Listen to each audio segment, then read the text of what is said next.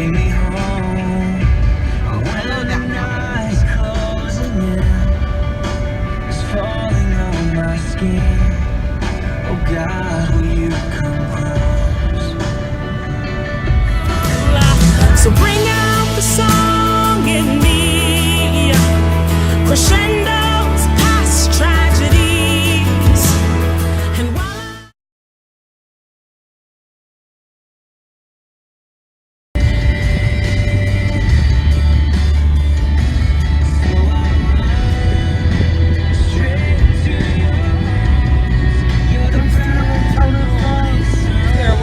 Stadium in.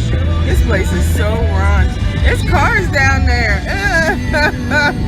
Somebody's staying in there. And it looks like it's still open. It is. There's what? Titan Stadium. Did they win a game? They was good last year. There's tree sap on our window. That's a quality inn. Didn't there used to be Ramada? Somebody's calling. It's Batman building.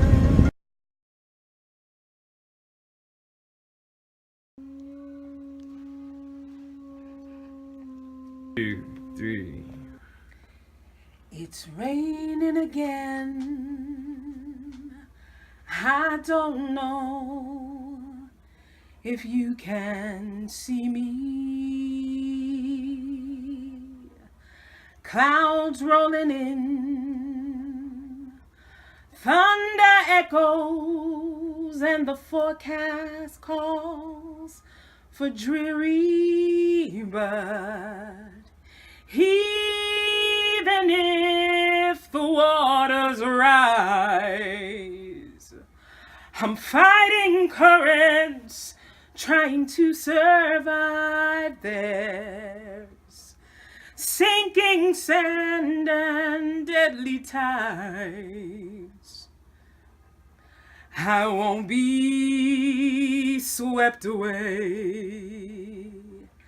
I can't be swept away.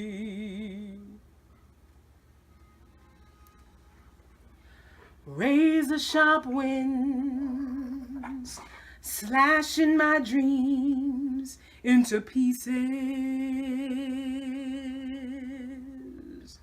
I'm awfully thin-skinned, but I know in whom I have believed in. So even if I am submerged, there's nothing left except the word. Baptized butterfly, I will emerge. I won't be swept away.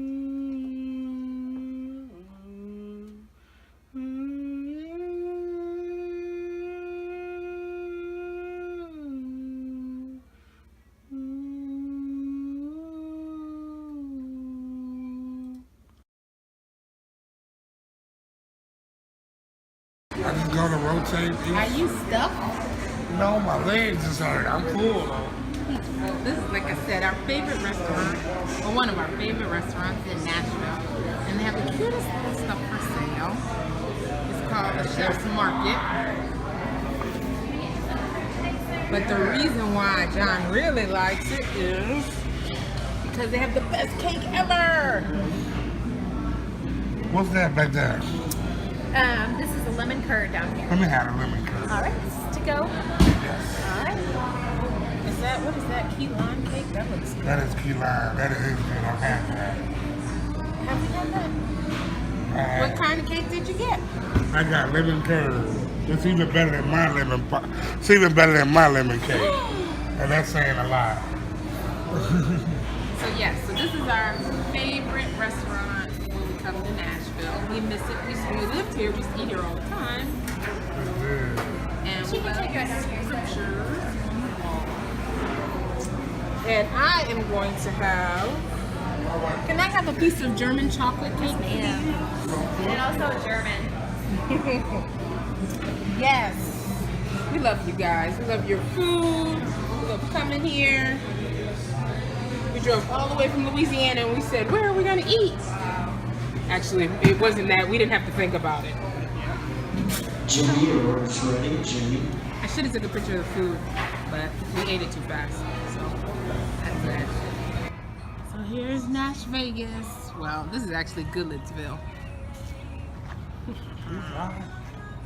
This is what I drive. I'll drive back. It's Chef's Market Cafe and Takeaway.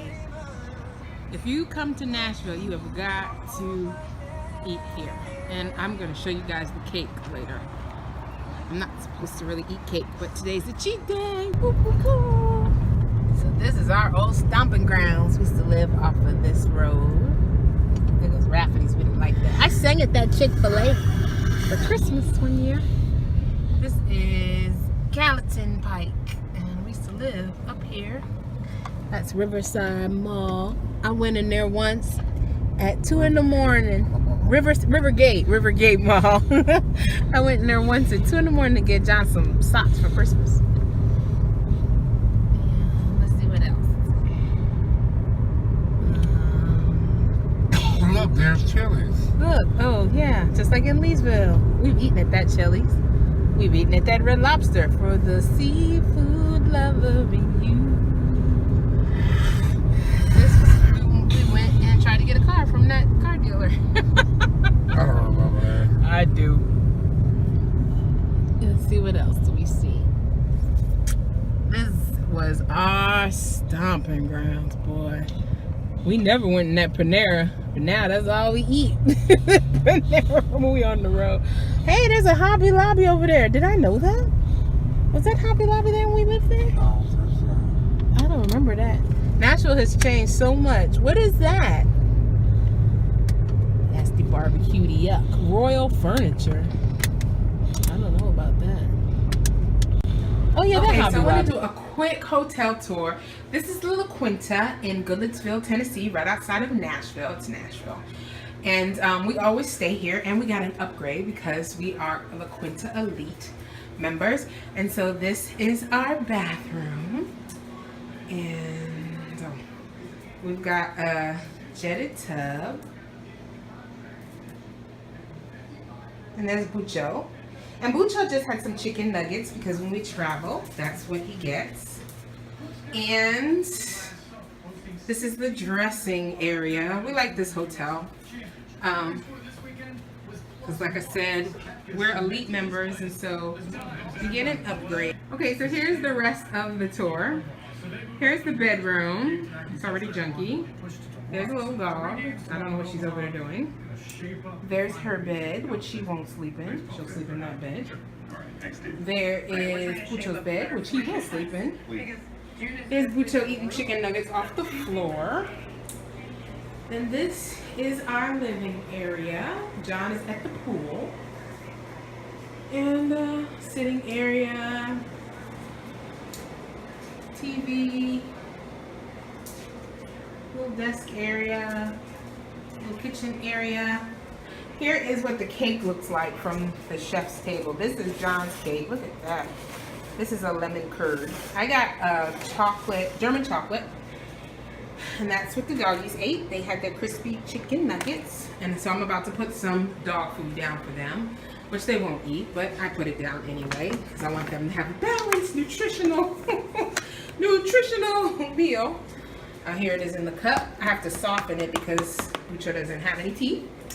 And yeah. So that is our room, La Quinta in Goodletsville. It's always good to come to Nashville. I love it.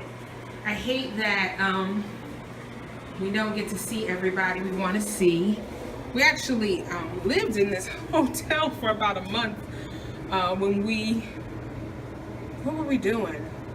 We were moving, and so we had to stay here for about a month. They knew us by name back then, but that's the view from the window. You can't really see much because we're on the outskirts of Nashville.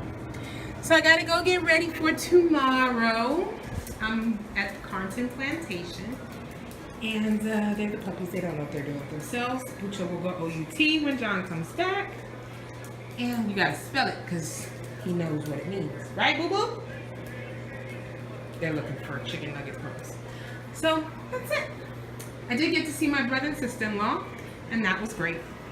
And so we'll keep up with the vlog and let you guys in on our little trip. And y'all get a sneak peek of the new music. Woo, woo, woo.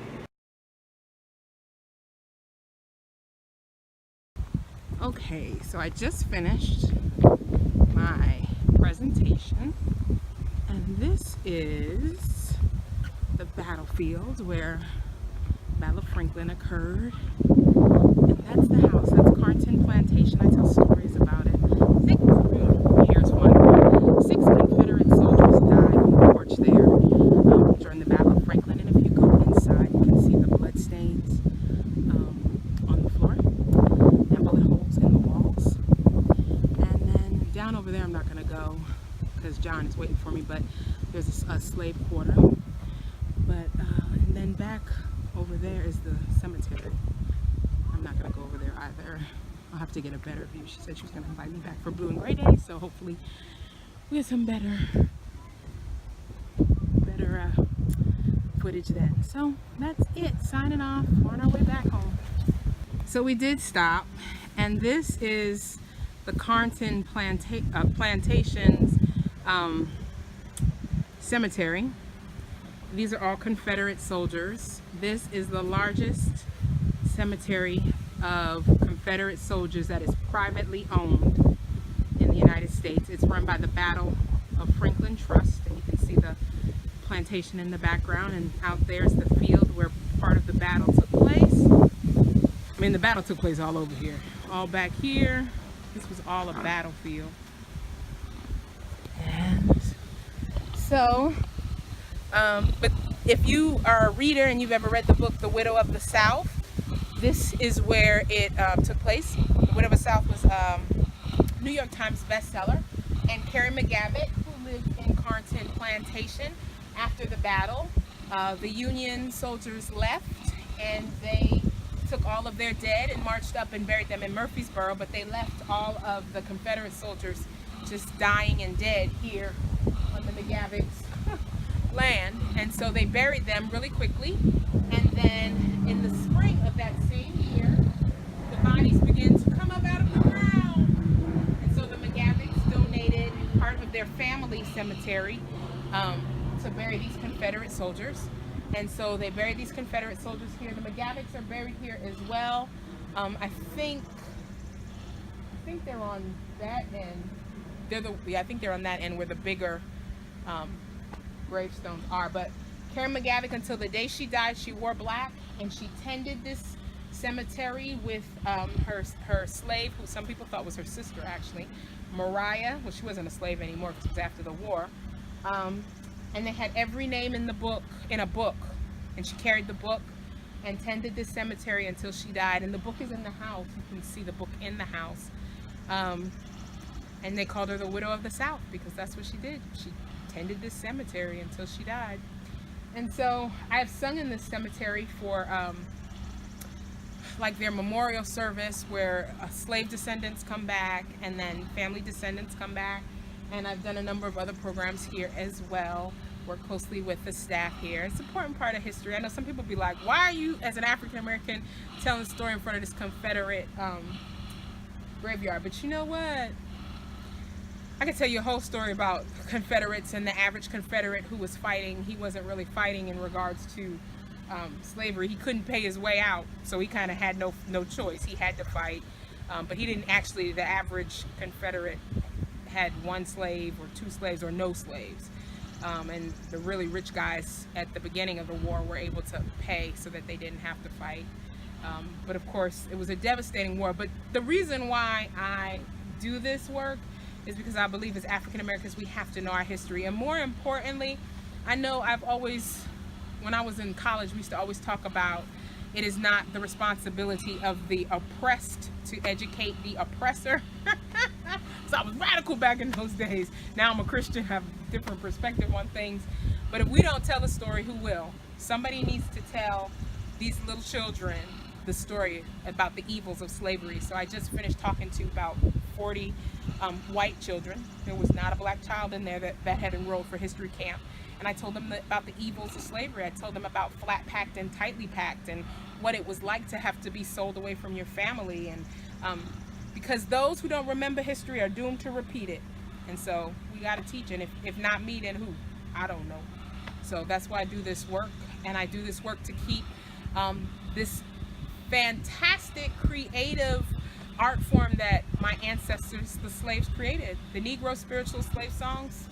Original American art form. No place else in the world has that. And somebody has to preserve it and tell the stories, because I am the hope and the dream of the slave, as Maya would say. So it's all good. So thank you guys. We're heading back to Louisiana now.